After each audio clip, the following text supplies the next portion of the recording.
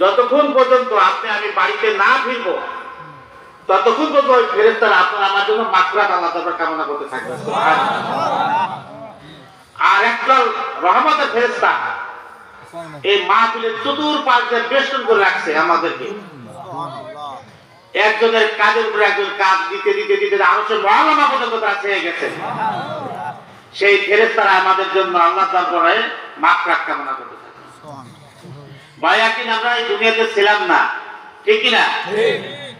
আসছি আবার একদিন থাকবো না, এদিকে চিরাচরিত নিয়ম, ঠিক কিনা? এই দুনিয়াটা তো আখিরাতের ফসল কামারের স্থান। আর দুনিয়া সিজনুল মুমিনিন ওয়াল জান্নাতুল কাফিরিন।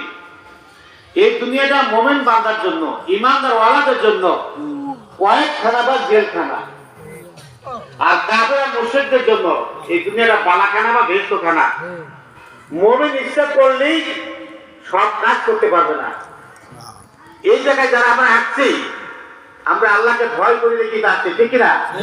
যদি ভয় না পেতাম তাহলে এই ওয়াজ মাহফিলে আসতাম না, ঠিক? আর বাড়িতে থাকতাম।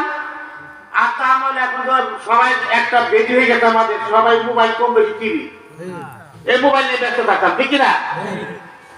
যতক্ষণ পর্যন্ত আপনি আর আমি মাহফিলের ভিতরে অবস্থান করব, আপনার আমার উপরে আল্লাহর উপর আলাদা সাকিনা নাযিল হতে থাকবে। সুবহানাল্লাহ। তো সেই জন্য আমরা যে জায়গায় আছি এটা হলো জান্নাতের বাগান। আল্লাহর উপর আলাদা